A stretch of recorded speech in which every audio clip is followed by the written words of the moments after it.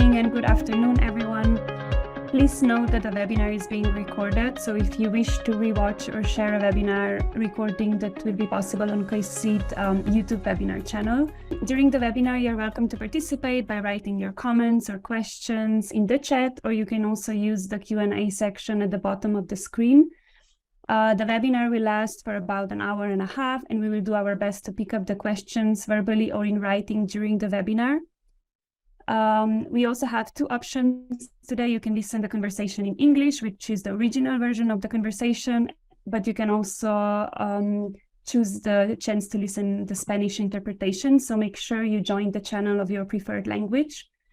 And last but not least, today is an International Day of the Elimination of Violence against Women. And I would like to explain a bit why the 25th of November is observed as International Day for the Elimination of Violence against Women.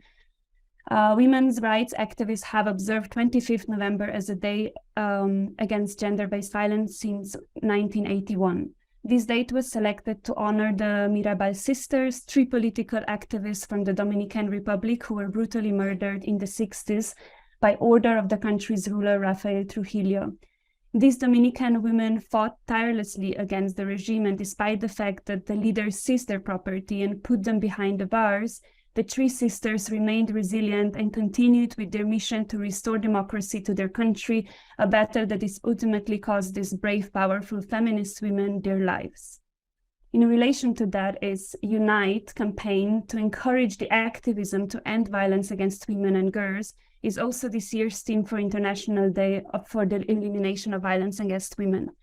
Such advocacy aims to mobilize civil society, women rights organizations, organizations working with men and boys, the UN system, the Action Coalition on Gender-Based Violence, government, partners, human rights defenders, schools, universities, private sector, sports clubs and associations, as well as individuals to become activists for the prevention of violence against women, to stand in the solidarity with women's rights activists, and to support feminist movements around the world to resist the rollback on women's rights and calling for a world free from violence.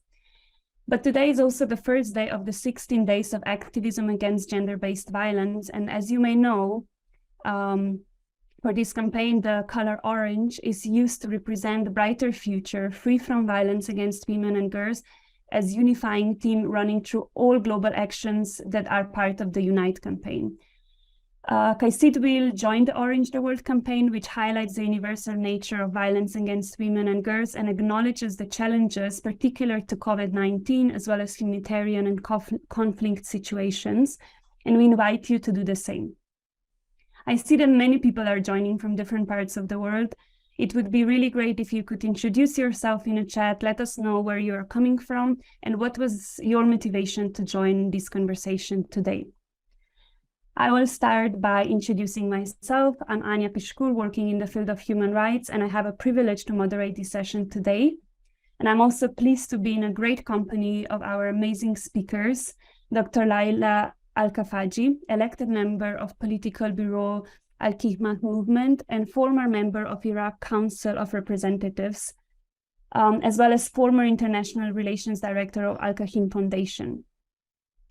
With us is also Bishop Victoria Cortez from Lutheran Church of Nicaragua and a founder of Faith and Hope Church, Ruchi Kumar, who works as an independent journalist, and unfortunately Jackie Ogega, a director of women's program at the World Conference of Religions for Peace, as well as co-founder and president of MAPAN's Empowering Women and Girls organization, was unable to join, but she shared with us some videos that I will play shortly as part of her participation in the conversation and her contribution to this topic. You can read more about the speakers also in the chat. We will post a longer biographies of their incredible work. But I would like to start this webinar with few words from KAICIID board member, Dr. Aram. She will share a few words to just set the theme and in place to this very important topic before we start with some storytelling.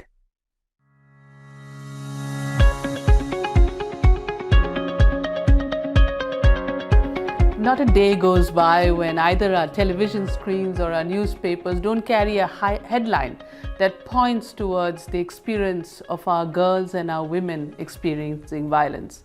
Whether it is at birth, the child sex ratio, whether it is in early childhood, school enrollment, whether it is in the workplace, participation of women or in leadership roles, or is it also in social experiences like forced marriages? We know that women face a disproportionate burden. We also know that this can be prevented. We have the know-how, we have the resources. What we need is the coming together and the will to change it. Therefore, I think it's only right that the UN has declared November 25th as the International Day of Elimination of Violence against Women and Girls. At KAICIID, we are honored to be part of this global campaign. We join others to say, unite, that this violence against women and girls can be prevented, but it will require all of us to come together. We also know that if violence is not eliminated, peace cannot find space. Peace cannot find place as well. Not just space, but the right place in society. And when peace finds place, we know progress can be layered on it. Prosperity can be layered on it. I also go back to my own country, India, where there's a wonderful experience that we're having at Shanti Ashram in working with young boys around this theme of eliminating violence against girls and women. We know without the participation of young boys and men, we cannot do this agenda alone. But dare may I say that these forms of overt violence that we see around us are accompanied also by modern faces of violence. Voicelessness, lack of representation in leadership roles, rolling back of budgets, all of this points to three things. Society must come together to challenge societal norms. Leadership must do everything that it can so that public places, governments, also organizations and institutions, including the ones in the private sector, allow for the coming together of men and women together. Mahatma Gandhi once said, all work is half done if women are not involved. In the 21st century, may I echo these wonderful words of Mahatma Gandhi again. And as I spoke about that particular experience in India at Shanti Ashram about bringing boys together, I remember one boy, Muhammad Arish, who said at the end of the dialogue, this intergenerational dialogue to eliminate violence against women and girls, he said, I want to be a good man. That's the thought we want to leave the next generation with. It has to be science informed because science points towards the impact of violence. Neurosciences points to it. It has to be dialogue mediated. Dialogue is the way in which problems can be shared together. It has to be faith inspired.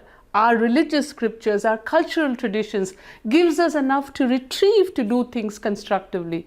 That you must do together, you must do together, say most of our faith. It also speaks about respecting the other person. Human dignity is at the center of this work.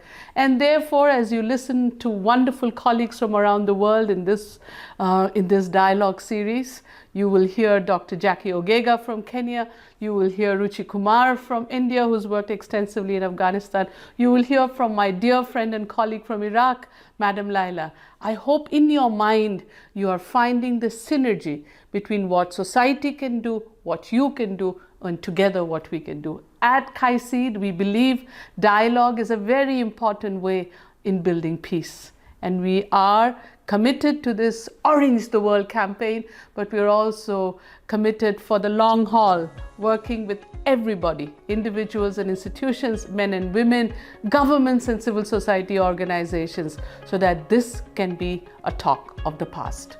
Let us together eliminate violence against girls and women in the 21st century.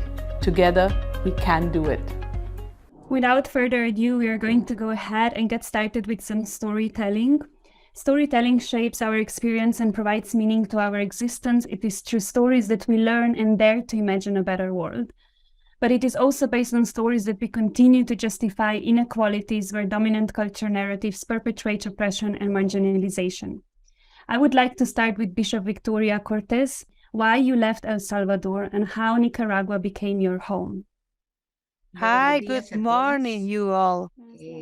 Well, as I was telling the last time, it's very difficult to talk about ourselves, It's easy to talk about other people, but talking about our own story is very hard.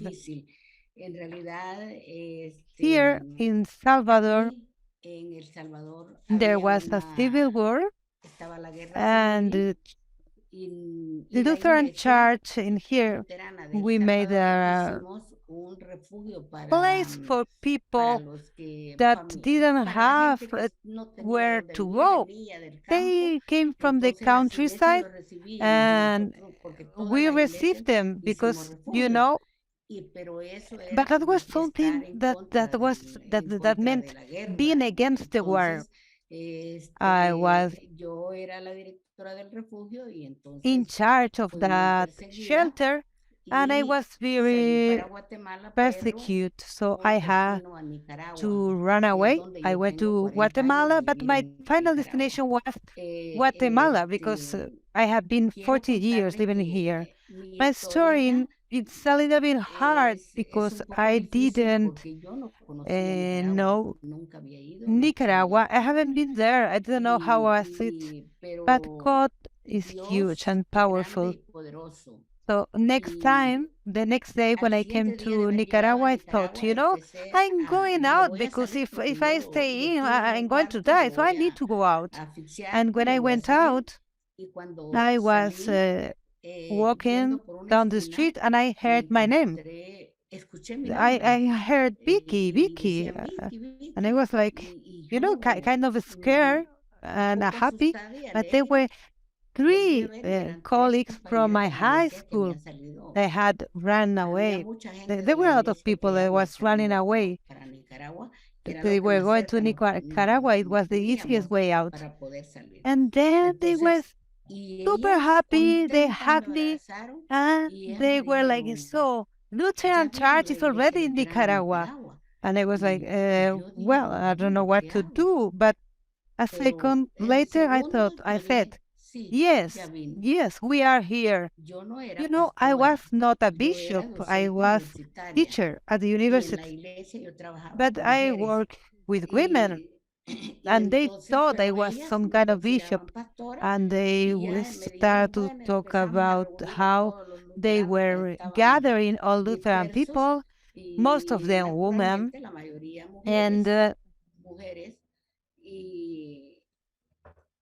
then we started to join other groups of Christian people, and we realized when we have a political stand, there are no different religions. We have friends, we are friends, or we are enemies. So we all of our Catholics, evangelics, Lutherans, Baptists, we were all friends. We were all together. And we have more than 25,000 refugees in Nicaragua, in one poor country that was also in a war, in a terrible situation. And so that's how I started working as pastor. And I saw the need to study theology. So I did a degree, and so first be a bachelor, then master's in theology, and so I had all the elements to work in this field. And I found something really interesting, which was the Bible, because the Bible was made by man and also translated by man, analyzed by man, and also transmitted to us by man. And that's what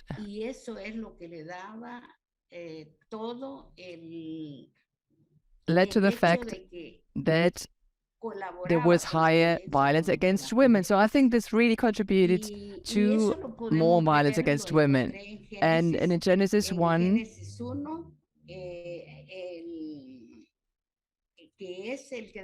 there it says something that we are never told about. When God created man, they said that we are actually equal. Men and women are equal. So, but we were always made to believe that in Genesis it says that when God had created everything, he said that none of them was the right help for man. So God the Lord let man fall into a deep sleep, and while he was sleeping, he took out one of his ribs and closed the flesh, and God the Lord made a woman out of it and presented it to the man. And when he saw what was created, he said, this comes out of my own flesh and of my own bones, and it will be called woman, because it was made for man. So for me, to my understanding, this was great value to man, and for women made to believe that they are they're subordinated to man. And in Nicaragua, this is really a cultural heritage. So every weekend there is violence against women. So it's like men go out to drink, and that's the outcome, and that's something like very normal. And so we started working with women and trying to analyze these two texts, and just trying to make them understand that we don't have to tolerate that. And then men, and then men started coming to us and said that we were destroying their marriages because women then said, what shall I do about it now? And said, you have to make the decisions by yourselves. That's what we told the women, and some of them got divorced. Yes, that's true. And then of course the man, blamed us of being the culprits of their marriages failing. So we started speaking about the gender pastoral and not man's pastoral, because we thought that men and women couldn't work together, because when they're men, women don't speak out. And we saw that everything that we had achieved when working with women on their own, it was lost when men were there. But we also saw that it was important to involve men. So we established the Masculinity Project together with them. Well, how to explain what I want to say? So men very often start laughing when we start working with them, because we have men working with men, and they start laughing about what they are being told, and we don't know yet how much change we have achieved with what. So what I want to tell you, I have to say that personally I find it very difficult to go into exile, because you leave everything behind: my children, my family, my mother, my father. Everything is left behind. And you have to be very careful not to start speaking about your family, because the enemy will always try to hurt you where it hurts you most. And so I always told everybody, it's only about me. I'm the only one. I said that I have no family. I'm the only one left in this world. But actually, personally, I have to say that it's a very sad situation. And the understanding that people have of you. And I suffered a lot of violence. I was on my own. So of course, men thought that I was easy one, and because this really hurt me a lot. They just thought I was an easy prey, and but I didn't accept any relationships. I didn't want any of these relationships. They seemed too difficult for me. So my story is a story of many refugee women.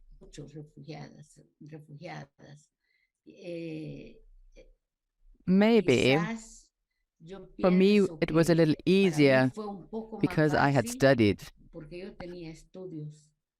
Because when I left, I was already a sociologist, I was an economist, I had a degree in education, and then I also, later on, I started studying theology. So for me, it was easier because I could just get into studying, and this helped me to feel me more valuable.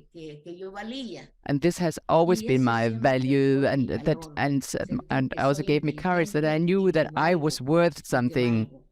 But nevertheless, it was difficult on a personal level and also a practical, everyday life level. So, thank God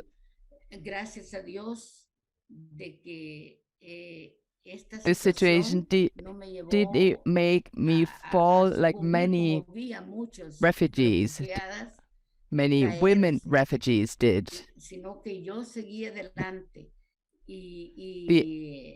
The fact that I was a pastor helped me to get in touch with women, and they started telling me their stories. And for me, the great problem was that I wasn't a psychologist, and by hearing their stories, I just got into their stories, and I really they got to my heart, and this really made me feel ill. But I learned with it, and I started seeing that it's different to telling your story to a pastor than just to a priest that will say, you cannot get divorced. No, I never told them that. Said you are a human being, and you are just equal before God, and there's no difference between men and women, and we don't have to tolerate anything. So you told me that I had 5 minutes to tell my story in very general terms, and this has been my story in very general terms.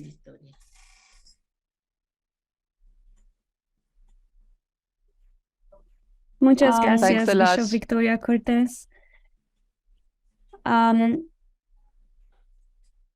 Ruchi Kumar, you worked out of Kabul for years, covering the gradual rise of violence, the eventual Taliban takeover, and the continued resistance by Afghan women to fundamental extremism. Can you tell us more about how your personal experience working on those stories of resistance for different publications such as Foreign Policy, Guardian, Al Jazeera, Vice, The National, and Washington Post, how did you experience their stories? And maybe if you want, you can maybe also share some of the stories that you have been that you have heard. Right. Thank you so much for having me here. I am an independent journalist. I'm from India. I've covered, my focus has been on South Asia and primarily on India and Afghanistan. Afghanistan more so because I lived there for 6 years. So it's a country very close to my heart. And for the 6.5 years that I was living there, and then, I was going in and out till the Taliban takeover. I've had the opportunity of traveling the country extensively, of meeting, a wide, range of people, which also, and particularly women, some really strong women, which actually helped me grow and learn from them as a journalist on how I frame my stories.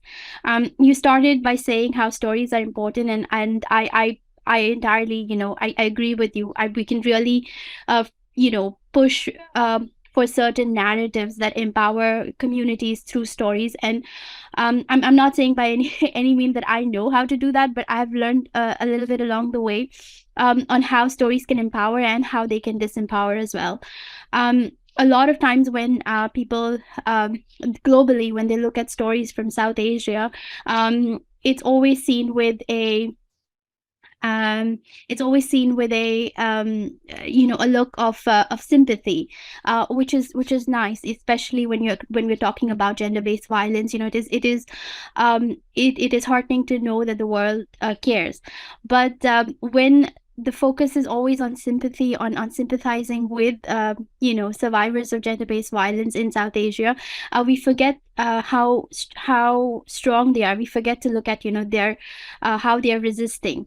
And I feel like this is what I learned over the last decade while reporting from India and from Afghanistan, of how we were looking at these stories in a wrong way, or at least in only a partial way, where we're looking at victims. We're looking at the women who survived gender-based violence as victims. When I met some of the women, of course in India, where I'm from, but also in Afghanistan, I've got to see, I did report that. When I go back and I look at some of my stories from 7-8 years ago, I see that I also told their stories of with a sympathetic tone, but rather than an empathetic tone, or rather than highlight their struggles and their efforts at resisting what they were going through.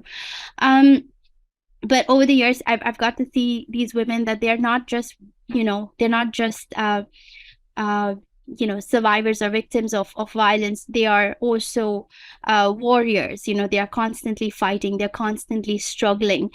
Their struggle is very non-violent. Their struggle is it's very morally superior. For example, a few years ago, when I first reported on stories of domestic violence from a province in Herat, where a lot of women, when a lot of women who are faced with domestic violence in that province, they commit self-immolation. They set themselves on fire to escape the violence, and I couldn't understand why in that one particular province it was so high. Of course, domestic violence is a problem for entire South Asia. The numbers are, astronomical in Pakistan, in India, in Afghanistan, and yes, we do not have all of these countries are still working on trying to find tools, on trying to find solutions to help women fight it.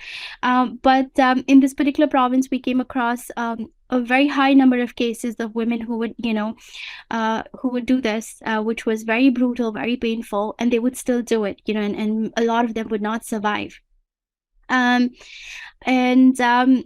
So we went to meet them, and when I look back at that story, it was something that I reported of them as survivors of this violence, or victims of this violence, if they didn't make it through. And then a few years later, when I went back, I actually spoke to a lot more Afghan women, a lot more Afghan reporters, and I actually worked with them. I collaborated with them rather than just reporting as a foreigner in their country. I reported with them, and then I learned from them that the act of self-immolation was a way for them to not just take control of their life, which was not in it was. Fire was seen as a way of cleansing. In local lore, in mythology, it's seen as a way of cleansing, and it was a way of getting rid of all the violence and all the negativity of the violence that they face.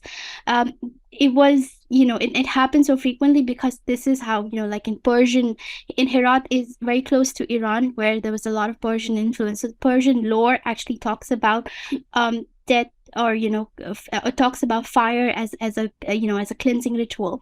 And I learned this, of course, because I talked with the women there, and they told me about it, and because for them it was very familiar. For me, the whole and then I realized that this is what was missing in my reporting, that I'm looking at it from an outsider perspective. And then I realized it makes me so angry when when outsiders come to India and they report on on issues that we face, and it's always incomplete. It's always well-meaning, it's always very, very well-meaning, but it's always incomplete because there's so many nuances that are always missing, because we're not part of the storytelling.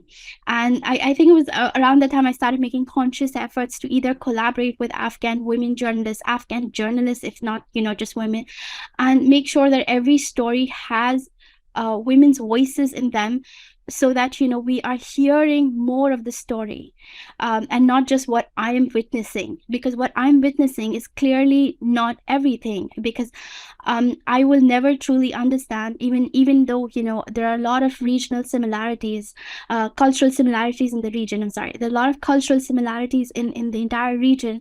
I will never truly understand the nuances of the society. Even if I've lived there, I will never truly understand the nuances of the society, which in a way that the women there, the indigenous women from that area will know of. So I really, really think it's very, very important for, and then coming back to India, where I'm from, I'm a native.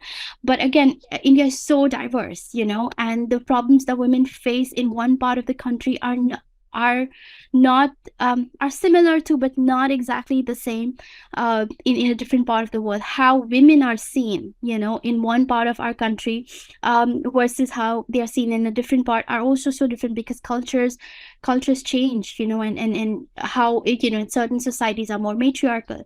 Patriarchy changes, in fact, as you go, over the geography.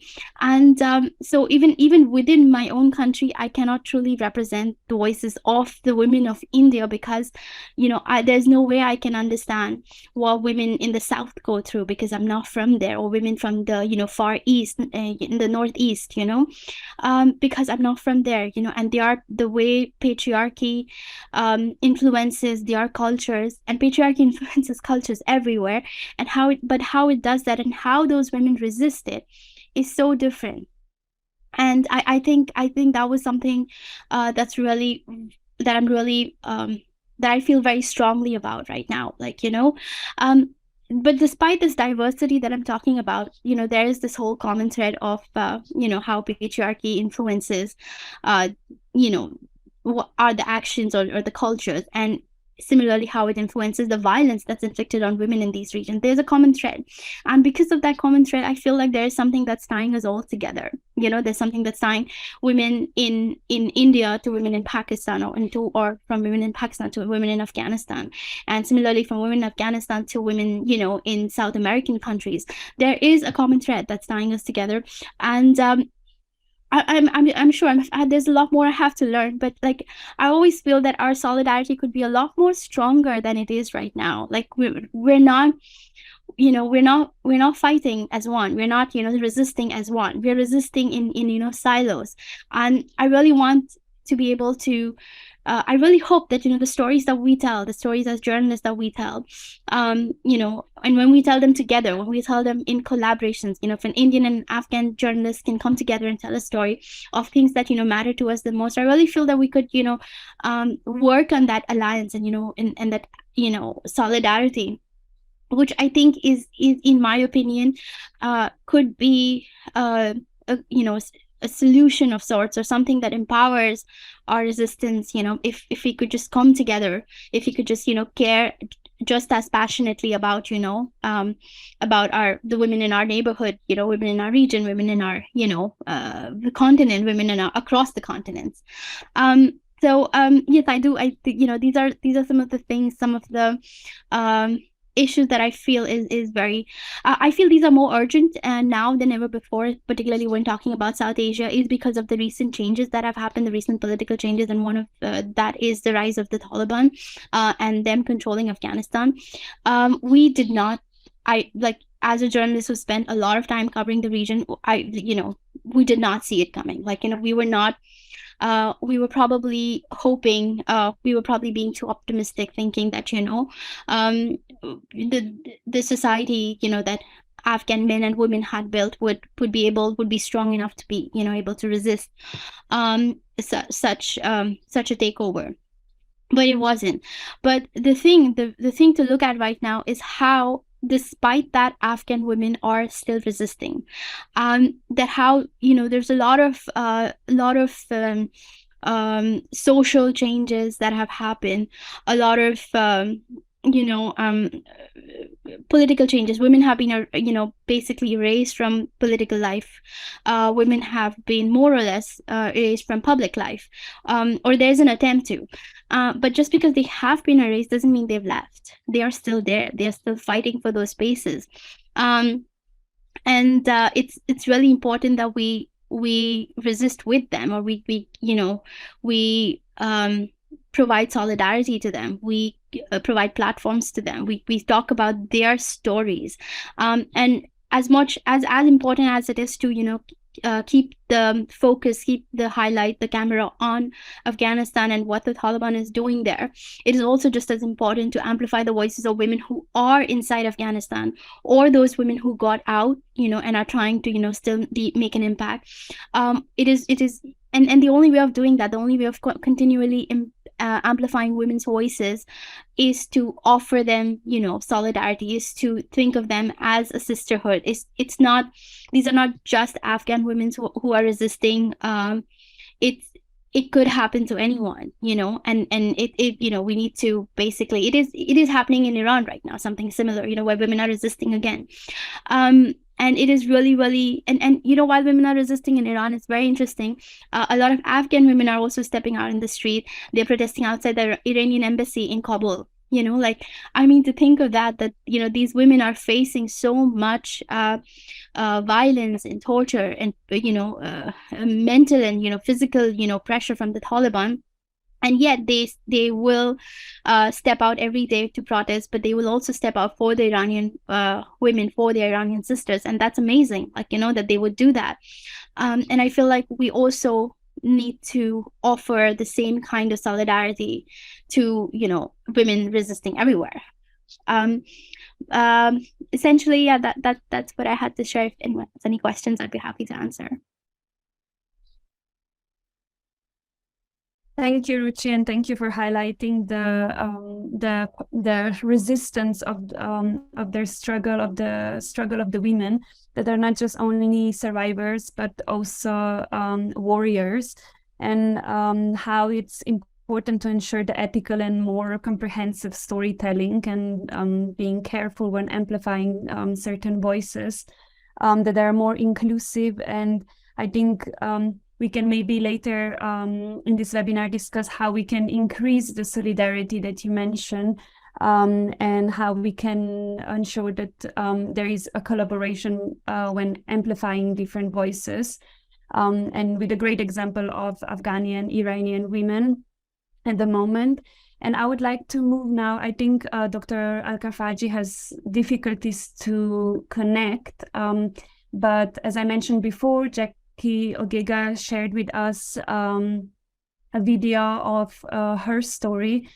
She herself is a victim of violence, and she's using that to bolster women empowerment. And I would like to share her video with you. I want to share with you the story as a survivor of gender-based violence, my own story, which I've published in the book titled Home is Us. And in this story, I share about how, I survived childhood violence, gender-based violence, domestic violence within the household. And I also watched my mother work with resilience to overcome all kinds of violence. As a little girl, I underwent various forms of gender-based violence in the community where I was born and raised.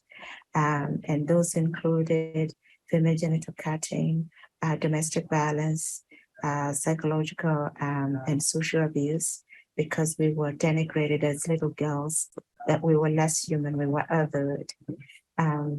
But my mother taught us that that kind of attitude, stigma, and societal abuse was not to define us. And we found it within ourselves the strength to fight for our rights and to be resilient and to struggle for an education, an alternative education, life skills education. And my two sisters and myself were the first ones in the village to go to university, to pursue higher education, and to pursue paid employment.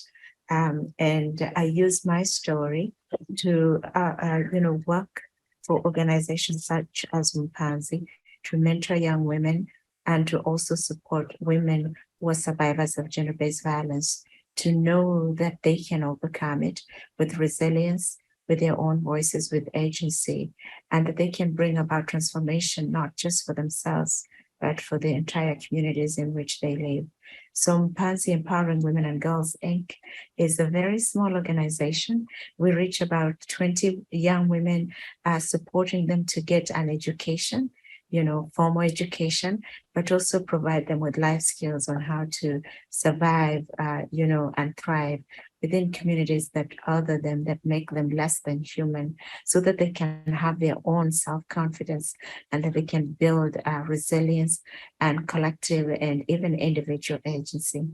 We also work with women survivors of gender-based violence to ensure that they have economic empowerment, that they have solutions where they can overcome different kinds of violence, but also have some fallback positions. So these women who are from the KAICIID and Maasai communities in southwestern Kenya, they gather together and tell their stories of violence, in a way to, overcome the trauma, but also to have a safe space to discuss some of the solutions to the violence that they face. We also support them through livelihoods program. They also have their own savings and loans program where they lend each other money in order to support themselves for day-to-day livelihoods. Some of the livelihoods opportunities we provide also include like livestock. We provide them with livestock, with goats or chicken that they can then, utilize and take care of, and this can reproduce themselves. And eventually they can get a little bit of income to support themselves and their families. We work with men through what we call constructive male engagement to really move from patterns of perpetrating violence. But there are also men who do not perpetrate violence. So those become allies in the work that we do, working with chiefs. These days we have even female chiefs. So we engage both male and female chiefs who are decision makers and influencers in the community.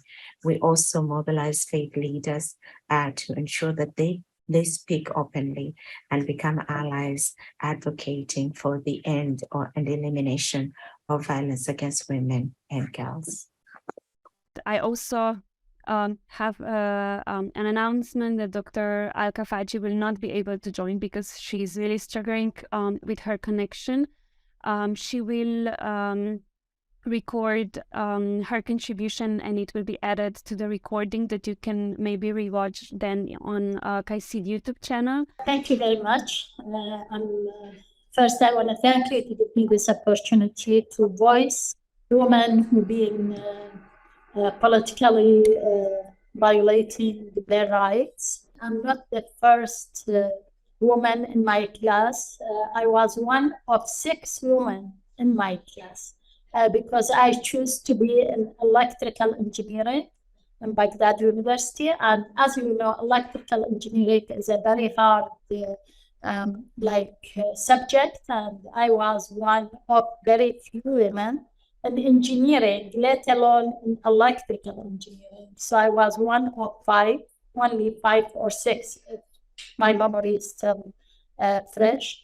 And I've been harassed by the Ba'ath Party many times to join the Ba'ath Party. I find the excuses not to join the Ba'ath Party at that time, in the first, second, and third year.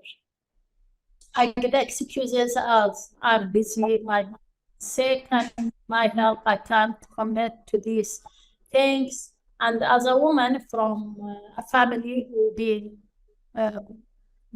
having a brother who been assassinated by the regime in 1976, it's very normal. I know how oppressed the regime is for Iraqis, let alone how he been so oppressed to courts to share a component in our country.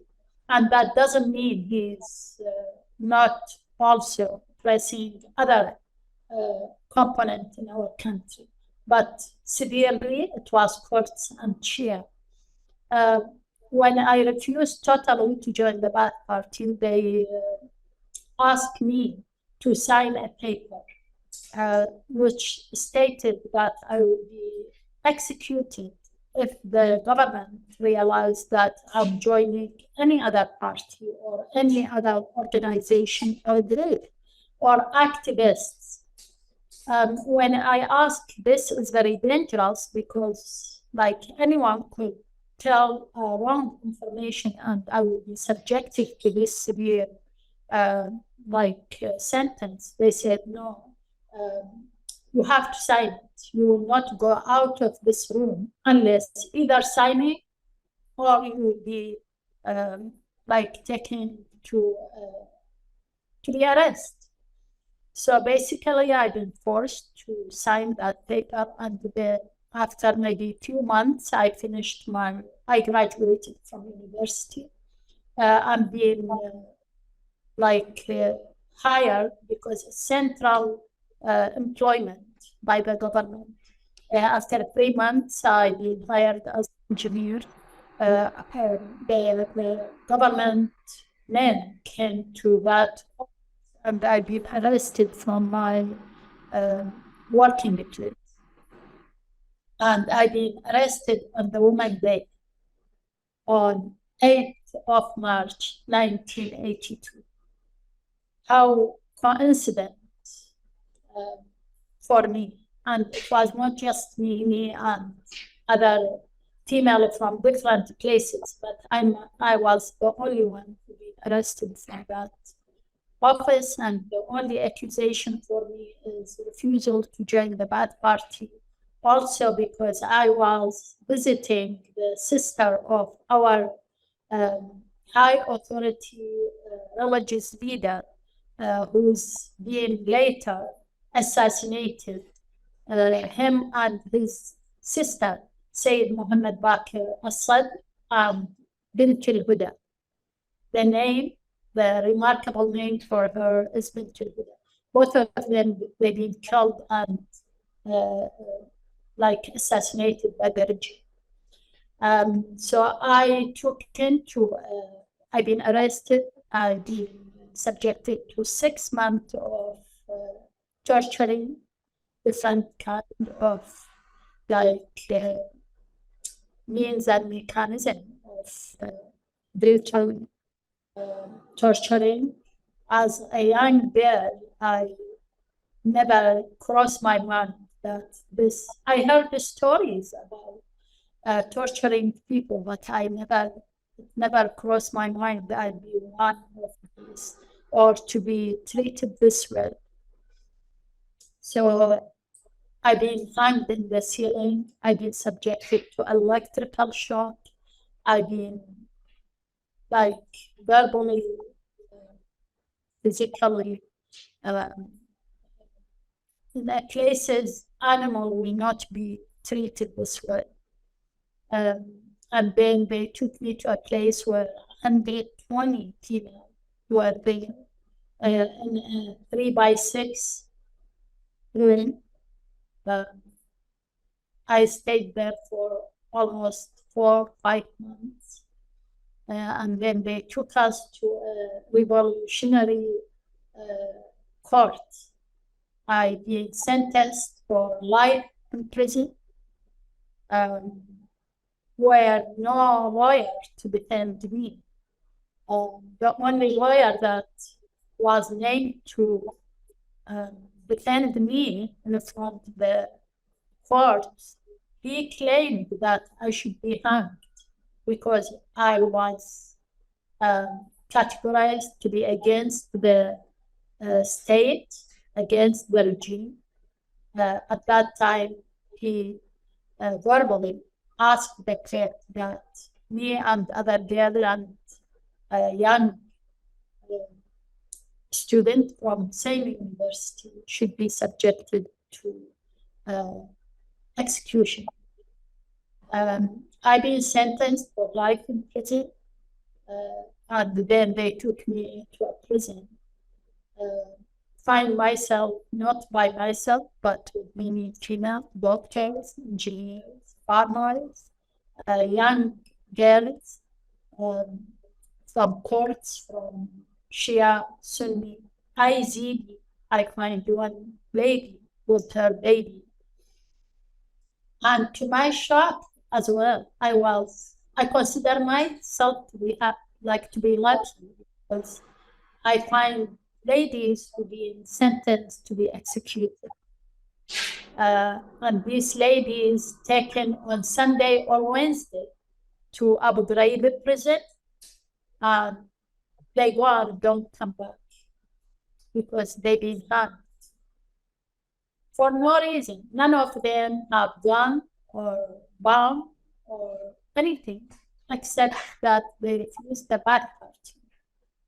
Or for the more like severe scenario, they talk about or they criticize the regime in front of other people, and that considered to be a big crime that they have to be losing them. I witnessed 25 ladies, which I feel I have the burden to talk and voice them, because at that time, from 81, 82 till I be released in 91, December 91, I witnessed the execution of 25 people. They've been taken from our prison to the other prison, Abu Ghraib prison, where they do the executions. Some of them they've been received by their families and they've been buried. Some of them they never been given to their family. So till this moment, they won't have marked grave for them. So I feel for them, I have to voice their stories, to talk about them. Many of them, they are my friend in the engineering university, like one of them, the engineer Rajiha. She graduated and she been executed. Some of them, they are very farmers, but they help some of the people who ran from the war between Saddam and Iran. They ran away and they've been hiding themselves in their house. And so many long stories. I won't have the time, I think, to talk about them. But when I get released from the prison in 1991, under the pressure that the alliance put on Saddam regime to release prisoner of like the political prisoner, when I get released, I take oath on myself to talk about that, to be a human rights defender, and not to stop there. I flee the country after that to Beirut, and then I immigrated to Canada. And since then, I'm human rights defender, women's voice for advocacy for many campaigns, and also political, I have a role in the new change in Iraq after 2003. Thank you for giving me this opportunity. We heard some stories, which are just a few examples. However, women against violence and girls is the most widespread and pervasive human rights violation worldwide, that it's affecting more than an estimated 1 in 3 women throughout their lifetime. The availability of data on violence has incredibly improved over the last years, which just confirms that we cannot go past the fact that gender-based violence is the most widespread, but also least visible human rights violation in the world. So I would like to maybe go back to Ruchi Kumar and ask you, because women in Afghanistan have faced onslaught, violence, and human rights abuses since the Taliban returned to national power, as we said, and the scope and magnitude of the violence are increasing month to month, according to the new reports by Amnesty International, by social media reportings. Lack of rights for women became like a state policy. And just as one examples, because we can also talk, as you mentioned, about Iran and revolution happening there at the moment. It feels like decades of progress on gender equality and women's rights have been wiped out in mere months in both countries. They were stripped of their rights under the constant threat of violence. Women continue to carry on their lives, and as you said, they continue to fight and resist. And from your experience covering these stories in the region, what do you think are underlying reasons, and how? Of course, we cannot talk on the behalf of Afghani or Iranian women, but maybe through your stories that you have been entrusted with, what could have been done to prevent this violence? And can you maybe share some examples of initiatives that they bring hope to the end of violence? You mentioned that one of the important aspects is to increase the solidarity, but is there anything that is already happening, and maybe also to tell our audience how they can join the solidarity movement? Thank you so much. Yes, the situation in Afghanistan with regards to women's rights has gotten really, really bad since the Taliban took over. But even before the Taliban came to power, women were constantly struggling and resisting. Because the patriarchal conservatism, was always very strong in Afghanistan. Women were constantly facing violence in different forms, and they had to struggle to take space, to see space, their rightful space in society. There was the figures of domestic violence in Afghanistan were very high. The women's rights to education, the number of girls going to school was also very, very low. Women were still struggling to be able to be represented in various social and political spaces, getting whether it's in sports or in government or in civil society or in any profession. Women were still fighting for their spaces.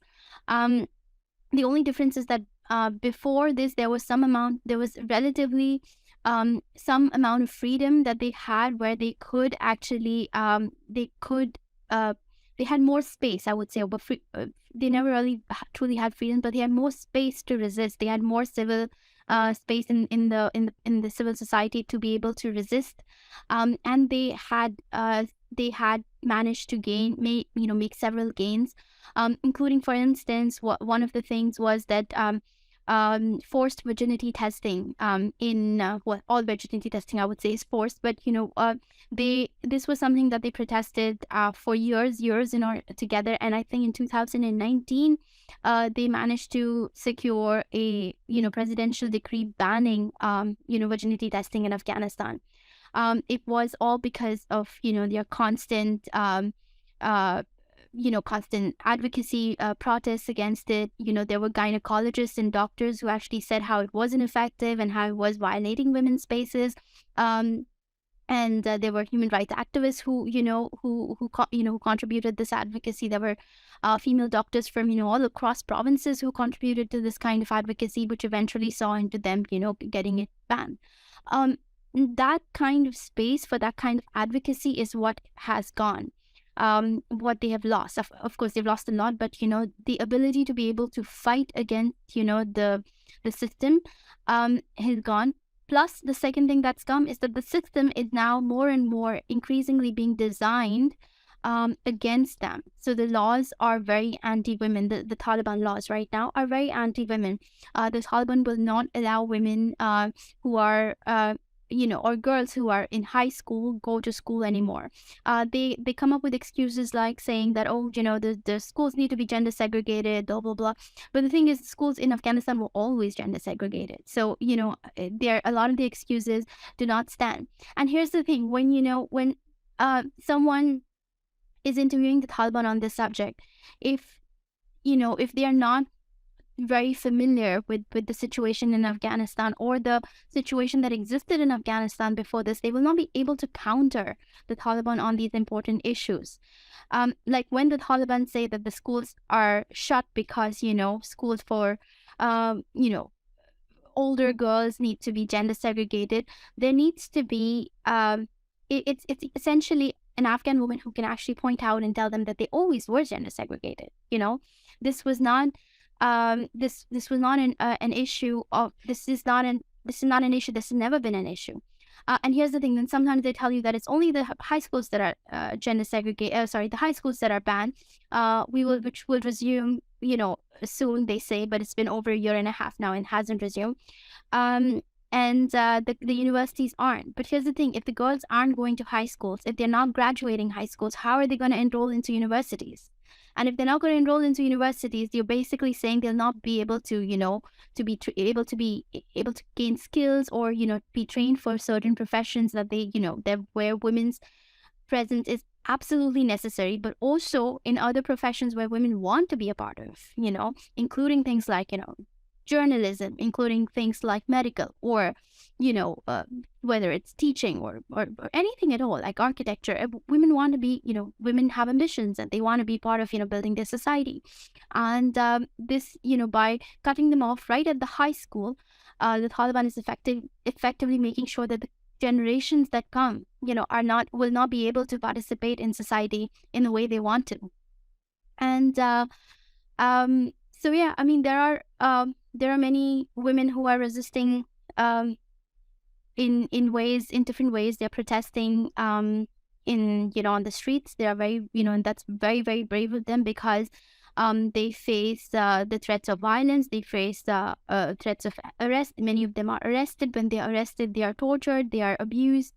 And despite that, every few weeks, every few days, every few weeks, women come out on the street again. They have a slogan that they've been, work, food, freedom, which is basically, they're asking for, work. They're asking, space, basically being allowed to be employed. They're asking for food, because, that's their basic right. And right now, the starvation in Afghanistan is very, very high because of, certain economic and financial factors. The economy is weak. There are sanctions against the Taliban. So the money that was coming in before is no longer coming in. And of course, what they're asking for is freedom to be part of, the society, freedom to be part of the political space. That's one way they're doing it, despite like heightened risks that are against them. The other way that, they're doing is advocacy among international organizations. While no country has acknowledged or recognized the Taliban, they are continually trying to engage with them.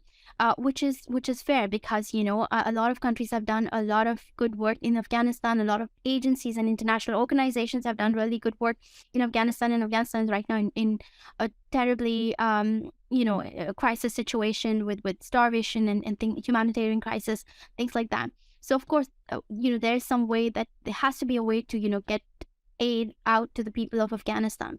But at the same time, countries that engage or agencies that engage with with Taliban need to keep in mind that they have to set certain boundaries. They need to keep Afghan women they have to keep Afghan women part of the conversation. The rest of us, this is what we can do. That we can actually demand that our countries, when they engage with the Taliban, that they or the agencies like United Nations, when they engage with the Taliban, they are making sure that Afghan women are part of the conversation, that Afghan women, because in the end, if Afghan women aren't part of the conversation, any aid going into Afghanistan, the women will be kept out of it. The women will be, there are no guarantees that women, there will be any checks and balances to make sure that the women are part of it. Women are, they benefit from it. Secondly, if, when international diplomats and agencies and governments engage with the Taliban, this is their opportunity to actually pressure the group to lift some of the repressions. The Taliban are a reality now. They're not going away. We know that. Maybe not anytime soon. Maybe, I don't know. But while they are controlling the country, there has to be, the international governments have a responsibility to, while you're engaging with them on behalf of, the whole people of Afghanistan, the least you could do is actually pressure them to, make sure that they are lifting, that they provide education to all Afghans, including girls, that they are not torturing, women, that they are allowing women to protest, they are including women in public spaces, they are not firing women, from key positions and jobs just because, that like there needs to be some kind of advocacy and engagement from our governments when they reach out and deal with the Taliban. There's, of course, there are many other ways also, that we could also contribute. Another way that as someone in the media, that I always tell other journalists, and I want to tell more media platforms, is to amplify Afghan women's voices, to include women in the conversation, to give them the space, to give them a platform. I'm speaking with right now here on their behalf, which I so wish that it was an Afghan woman talking on and telling her story, and we basically essentially need to do that. We need to get more Afghan women, amplify their voices, give them a platform, give them our mics so that they can share their stories, but also they are the ones who know their stories the best. They are the ones who know what is happening to their women, to their children, to their men. So yeah, I think these are some of the things that I feel we could do to basically help extend our solidarity to Afghan women. Thank you, Ruchi. I think you and as well as Jackie and Bishop Victoria, you have all mentioned the importance of empowerment of women through education, through the life skills that can make women a greater part of the society, and also to participate, to speak on their own behalf. And what we can do is to call for engagement. Our countries, our authorities, agencies, that they seek and they seize the opportunities when they're engaging with the authorities of certain countries, that they are violating the rights of women, that they put pressure for policy changes. So I will move forward in what different organizations and different authorities can do to help to eliminate the violence and discrimination towards women and girls. And I would like to pose the question to Bishop Victoria. You have touched upon this question a bit in your introduction, but I would like to know also, how can faith communities and religious groups address violence against women and girls to actively support the prevention? And if you can tell us some examples and some proven solutions that your organization and your community have done in practice.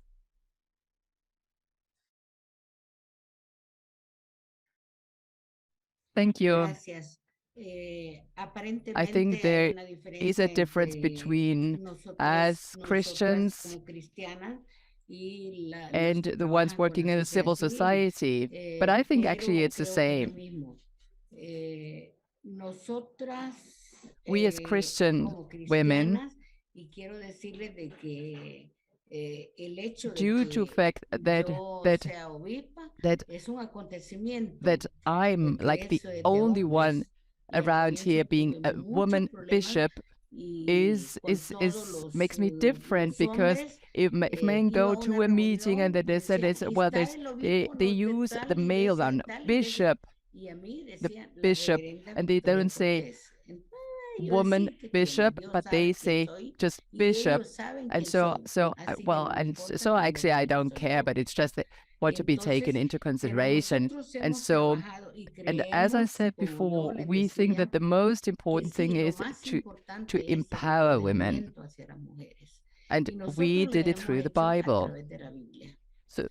reread with women's eyes the whole Bible, and we see how many things are in there, so many things in the Bible that can help to combat violence against women.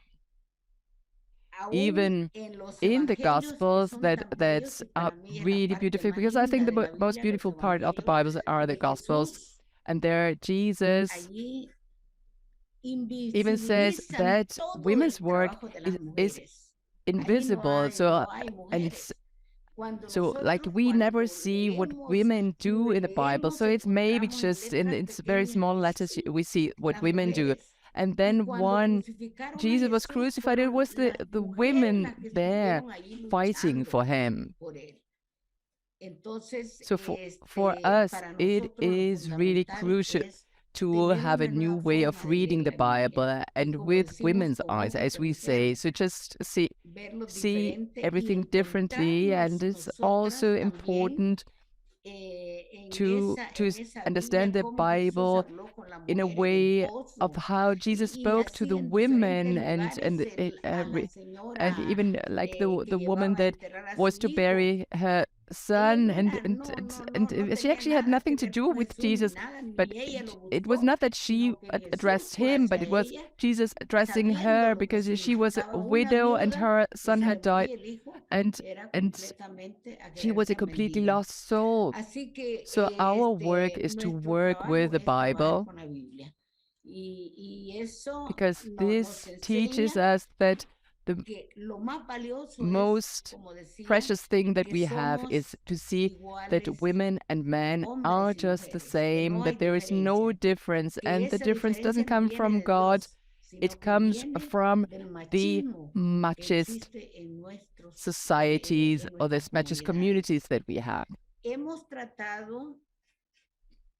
We started working with boys and girls and youth to explain to them that it's not enough to say, well, okay, that there is a law that accepts women and men being the same, or like half of the people are men and half of the people are women. No, that's not enough. Women have to have the awareness that they are entitled to express their opinion, and their opinions are as valid as the others, but for that you have to study. And so I'm convinced that you have to study, because this will empower us.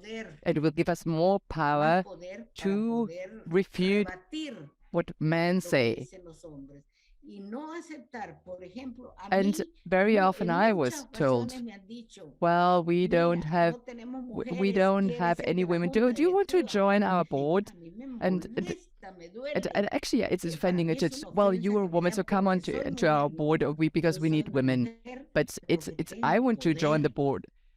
Like of Tower Access, only because I studied, because of my skills, because I have worked with the poor people, because my church has decided to fight for the poor, and I know what it's working with poor people. We work with women, we have taught in the countryside, and so we have worked with women collectives, and that are as strong as men, and they have to take care of everything. They earn the same amount of money as men. So like teaching women, that's also part of our job, teaching them that you can do anything that you want to do.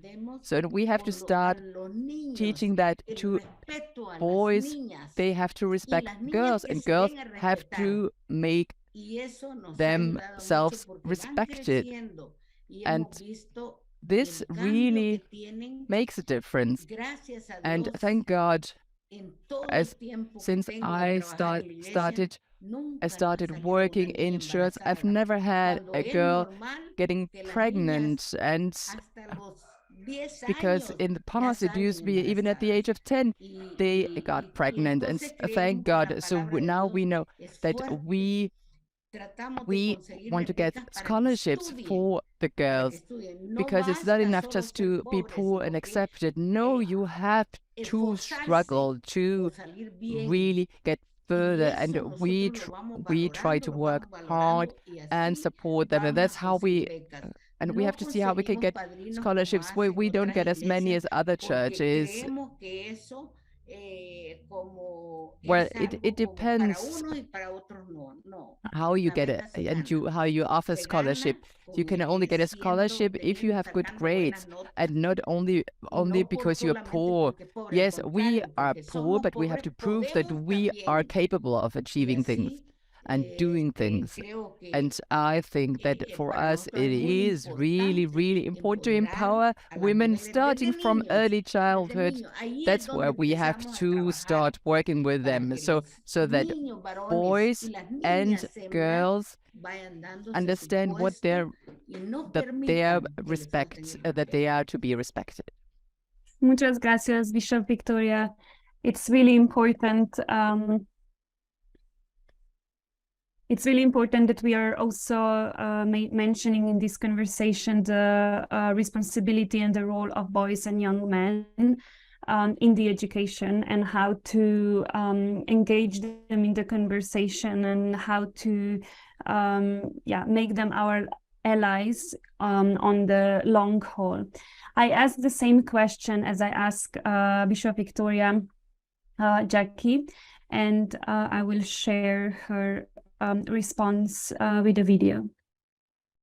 There are various faith scriptures that I quote in this book, Home is Us.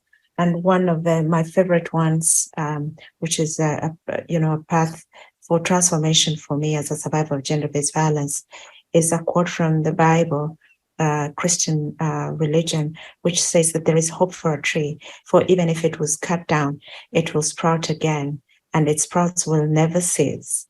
So faith leaders and groups are very, very important in transforming gender-based violence, and we have to engage them at all levels. For me, I do not see faith leaders in a traditional way only.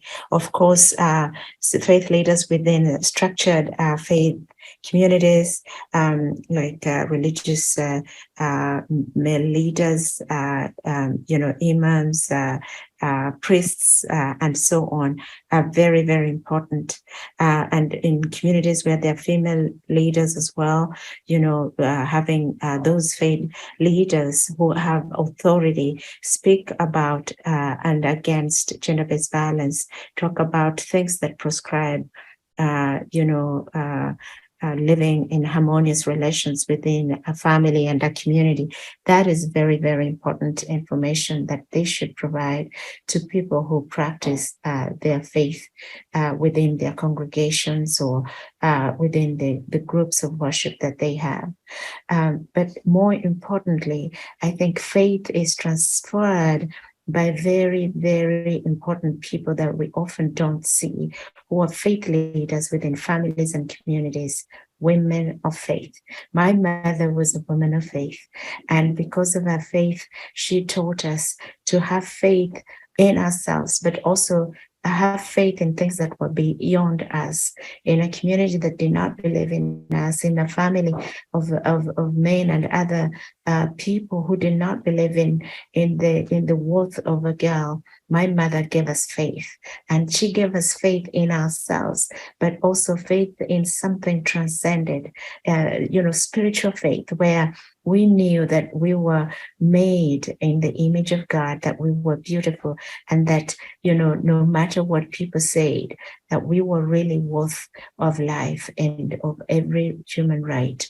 So I think that faith leaders are very, very important in, confronting gender-based violence and helping individuals who face it to be able to gain more confidence and believe in the path to be agents of change themselves.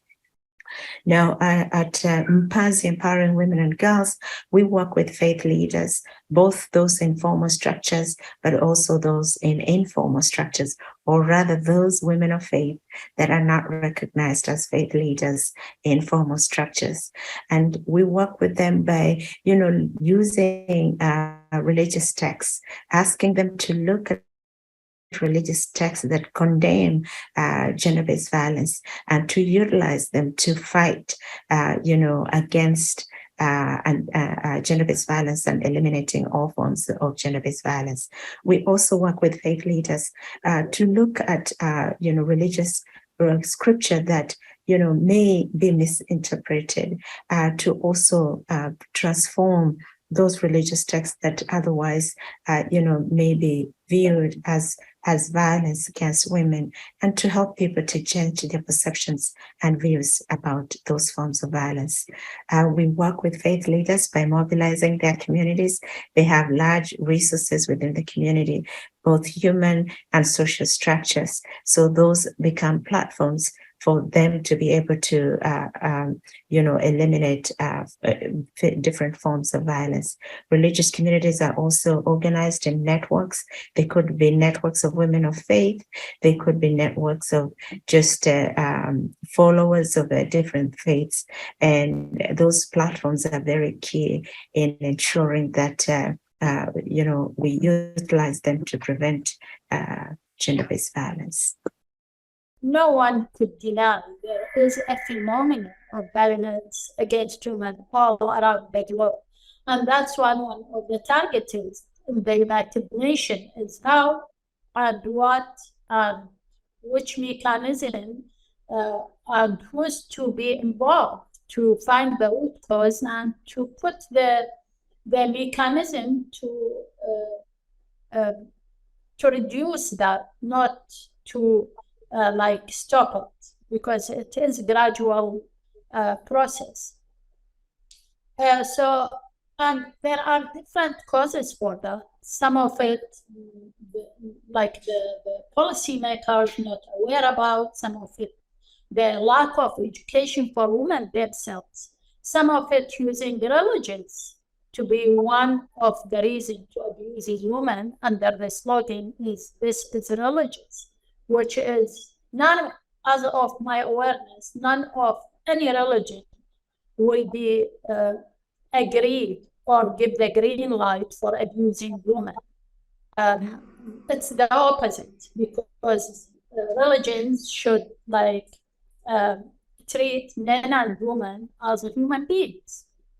At least my religion, because I'm aware I have much education about my religion to defend my rights. So if I don't know the rights of my religion for a woman, I can't defend myself. So one of the reasons is lack of education, lack of knowledge. Other reason is the culture. Sometimes the culture translates religion or translate the culture in a way to make more violation of human rights. And this we were aware of in Iraq. Some parts of my country is tribal. Some parts are civil societies. So you see more violence against women in the places where the culture, not the religion, is being translated in a way to abuse women or violate their rights. So to go to the other part, which is what is the meaning or mechanism. For me, I think number one is to involve more women in the decision-making cycles. This is vital to make women in the decision-making circles in order to be in any part of discussions. If it doesn't matter if it's governmental legislations, civil society, even in parties. And this takes me to talk about my role in my party, in the Al-Hikmah movement. My party, we, like in Iraq, after the change of the regime, there is 25% quota system in the parliament for women. But this will not be effective if the parties themselves don't give space for women before they go to the parliament. So then in the Hikmah movement, we imposed the quota system as well within the party, in the internal code for the party. So now from the highest level to the General Assembly, we have 25% women in any decision-making circle. And this will give women a say if there is post in the government to say, okay, hey, my party, we have 4 posts in the government. We need to nominate 1 woman for the governmental post, not just for men. So it starts from the parties. Now, in our party, we have a political bureau, which is the highest decision-making circle. We have 6 women out of 24. 4 of them, they win the seat by themselves. I'm one of them. And 2 of them, they win it by voting. We reduce men, we bring women. So also the other levels in civil society, in the government, we need women to be in the peace building process as well.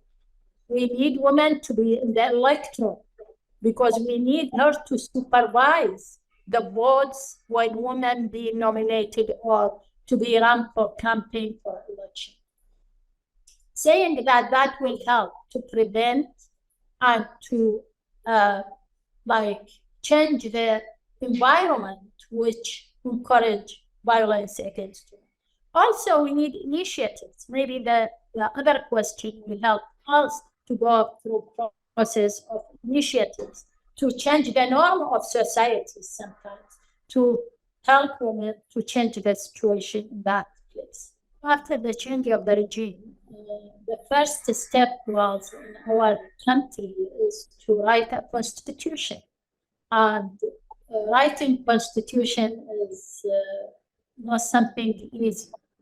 I remember I was within the committee that outreach the people to bring their recommendation to the General Assembly, which was responsible for drafting the constitution.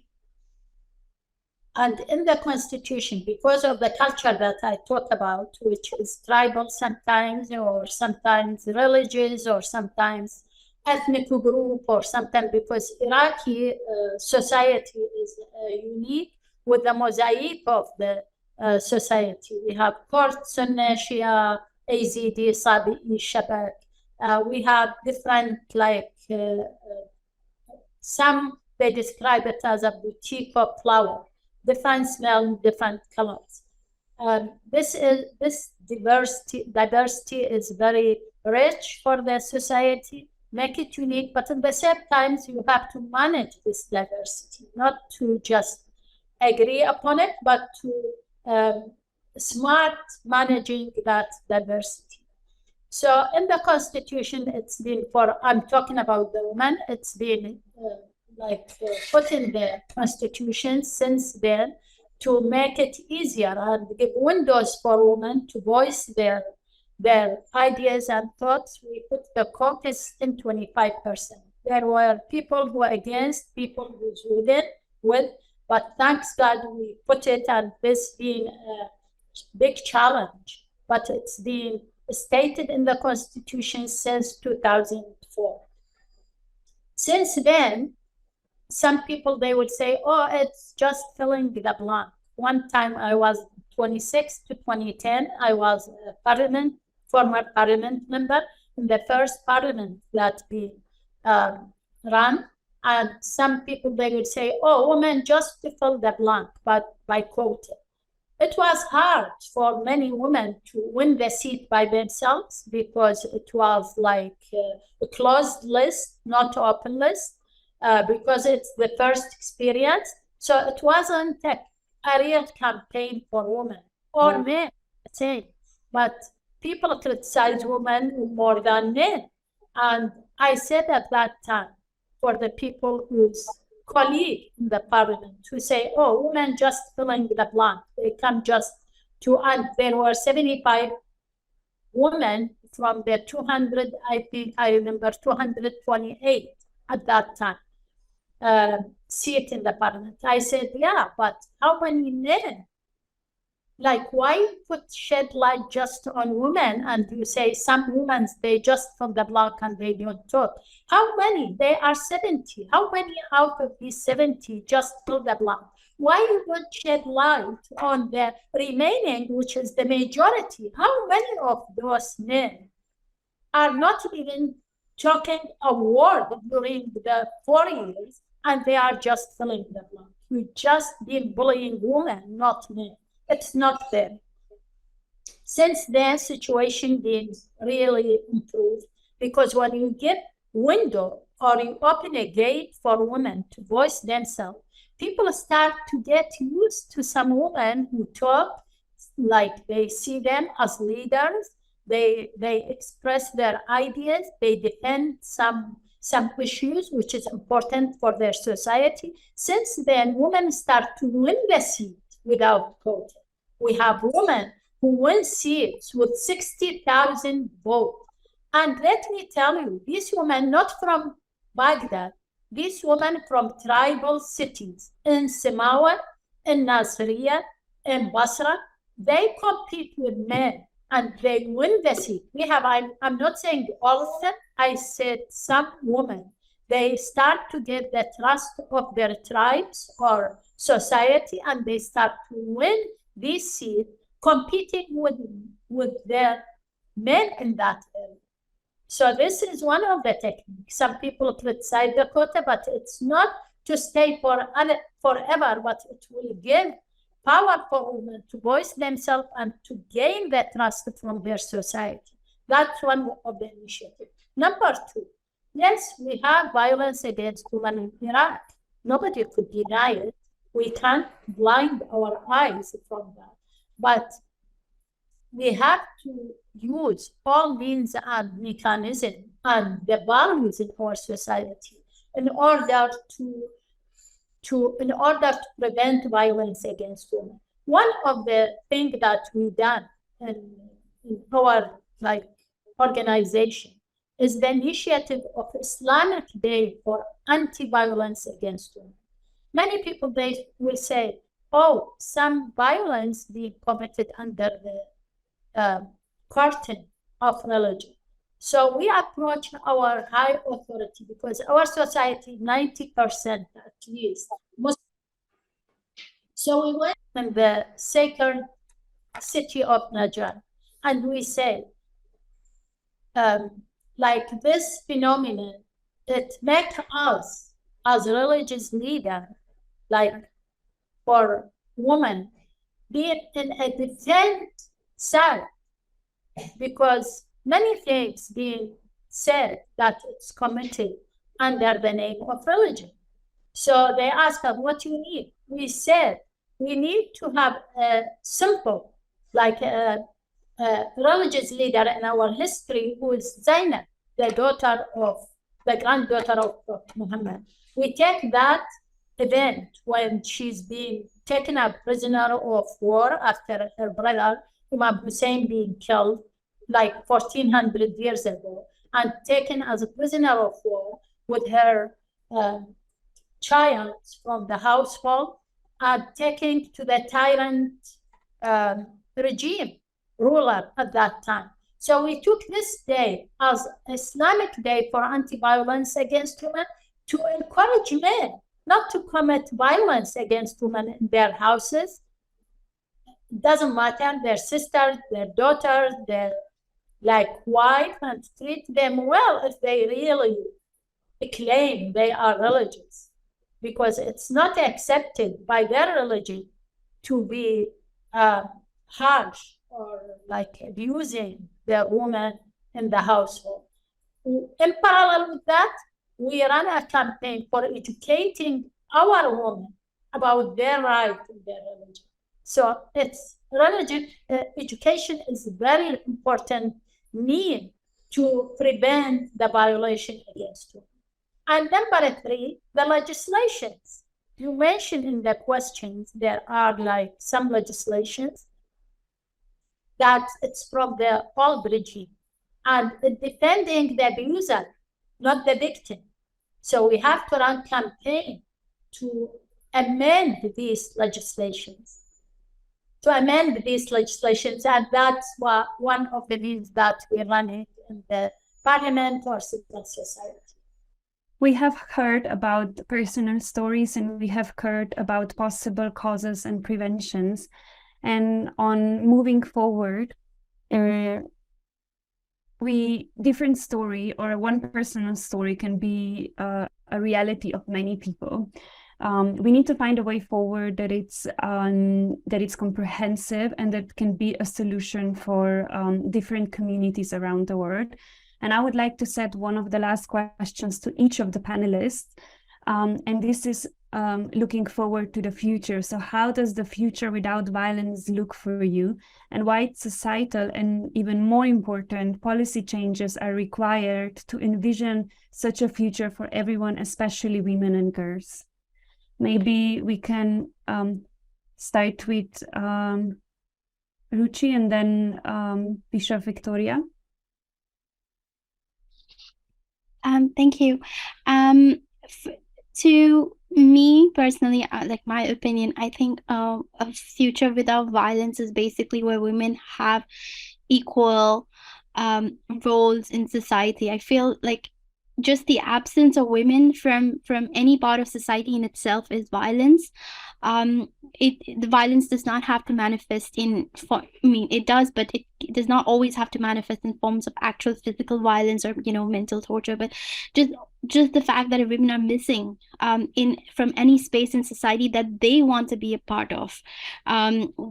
I think that itself is violence. So I feel if women are able to participate in any and every space, if their voices are part of every conversation where they want to be a part of, I feel if there's true representation, I feel that would be a future without violence. And that could be across any kind of societies, any type of societies in any part of the world.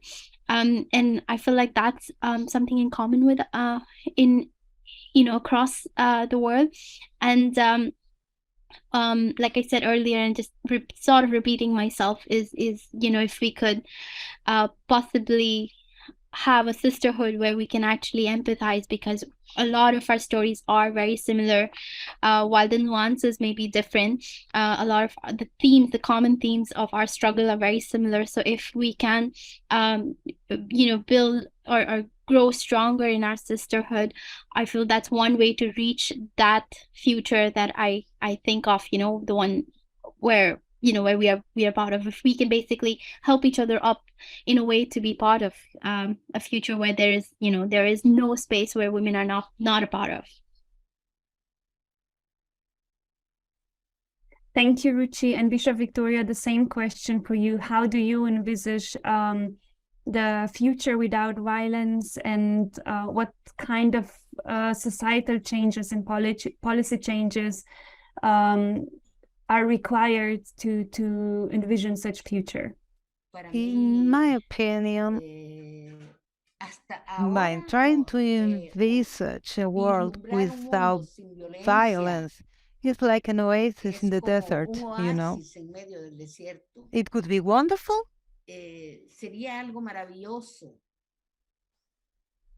But we are working against violence in the world of faith. We know it's difficult because, one thing is when women are empowered, and yes, things start to change, but the speed is very slow, it's step by step. And when someone tells us that a woman allowed to be beaten, and she is all wounded, and we ask, what happened? And she goes back, and all that we have been studying is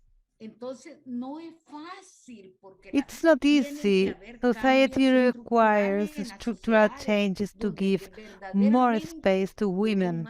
In Nicaragua, there is a law 50% men, 50% women. There is a law that if you are a man and you beat your wife, you are going to prison. But it doesn't matter because women, they don't go to police to report it. So, if they say if someone killed a woman, they are going to end 30 years in prison. What do? They kill the woman and kill themselves. So I think, what do we have to do in order to change? Because we want men to change, but we women, we have to change also. We have to realize our value. We have to empower women. We have to be able to see how God loves us. And we have to study because there we are going to find values. They are going to make ourselves change. And then women are going to get better.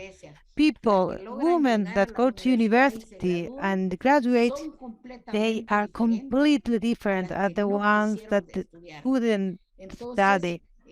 But in my opinion, our structural society, they need changes, political changes, societal changes, not just us. Training in society, education, everything in education has to change, and we have to give our best in order to make that changes. Personally, I see some churches in this country, in Nicaragua, that they are terrible. They, women, they think that's the cross you have to carry because you are a woman. And they speak so foolish that I cannot stand it. But there is a lot of people that think that way,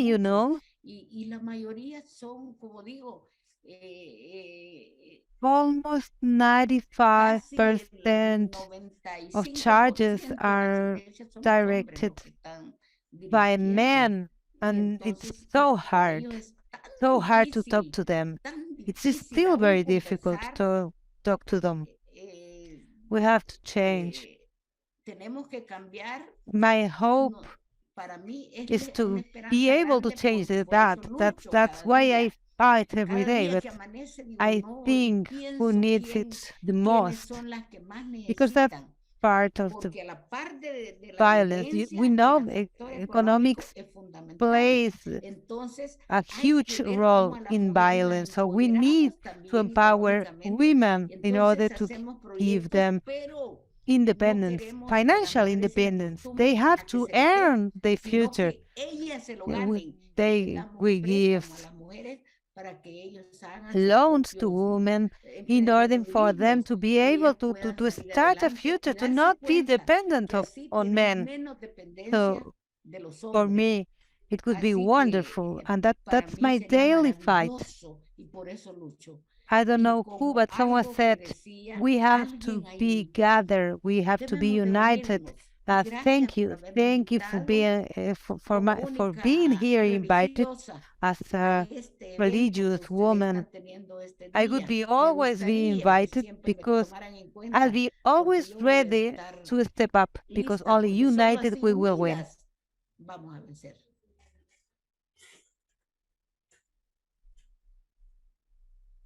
Thank you, muchas gracias, Bishop Victoria. I think you raised an important fact that every single person has to contribute to the change. Boys, men, girls, women, every person has to also think of what they can change themselves to improve the societal dynamics. And I think I noted out some key takeaways that we can summarize and take away from this conversation, but I have one last video to share from Jackie, who also responded to this question. For me, a culture of violence is where women and men, boys and girls, live free from any form of violence, but also where they have access to resources, where they participate in societal affairs, where they have value, equal status, irrespective of their socioeconomic status, their socioeconomic standing, but also irrespective of their sex, their age, whether they have a disability or not. It's very, very important to put in place systems and structures that protect women and girls and some men and boys from experiencing violence against them. It's also very important to make sure that the policies that exist are implemented. And the structures that can actually eventually eliminate violence against child and adults include systems that are beyond, GBV prevention and protection. I'm talking about, for example, systems that ensure that women and girls have equal rights to education, that they have equal rights to own property, that they have equal rights to be economically empowered, because all of those factors are fallback positions for women who are otherwise very vulnerable to forms of violence. Now, I know that women who are economically empowered can also face violence, but it's very important to make sure that all women have awareness as well of their rights, and that they can live free from violence, and that when they are economically empowered, when they have resources and assets, including land and education, they can then be better informed to make the right decisions and protect themselves from violence against them. Now, I also think that, there are opportunities for us to work with governments and other local communities to ensure that there are protection systems in place. When a child has been raped in the village, or a young woman has been led to the village, what are the referral mechanisms that we have in place to make sure that they not only get the treatment that they need, the protection that they need, that relates to their health and well-being, but that package is also held accountable so that we can eliminate, the impunity that exists, that continues to, promote all forms of violence against women and girls. One message, especially for the young ladies, like you have all the means, take advantage of the social media, take advantage of the environment today you have, which is not coming easy, but after sacrifice of many women during the journey of campaigning and defending women's rights, take advantage and don't waste the sacrifice for not being a strong woman and defending your rights. I think just summarizing some of the key takeaways, which is that we need to continue fighting for equal roles between different genders, that the gender should not just be the quota to fulfill, but to be there, or for different genders to be included in different spaces for a reason, to be a complete person, to have their own opinion and their own voice, to be heard and not just to be out there spoken, that we should continue to grow the strong sisterhood by different examples, how women movements are supporting and raising awareness on maybe the communities that they don't have such a power and opportunity to be in the spotlight of the attention of the international community. It is important to also continue the structural changes.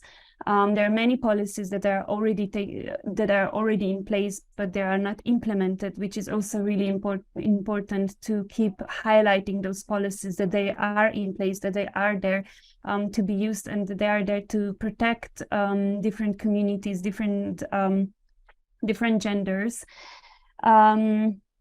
What else? I think it's also sometimes every woman has a voice, but maybe sometimes if we can have a louder voice, we should amplify those that are not heard. And I would like to really thank wholeheartedly to Bishop Victoria to share your experience in Nicaragua, to also share from the perspective of religion, because it does play a big role in shaping the values in education and in actions. Also, thank you to Ruchi Kumar for sharing and also highlighting that when we are sharing the stories, we should also have the ethical consideration of how we are presenting, and to ensure that what we present is accurate and it's not causing harm, but it's rather empowering the stories, the people who, the narrators, the people who have shared their stories. I also would like to thank Dr. Aram and Dr. Jackie. So I would just like to give you some kind of words to continue working on the women empowerment, so we can eliminate violence against women, and that maybe next year we're going to talk about lower numbers and some progress. Thank you very much for everyone for joining.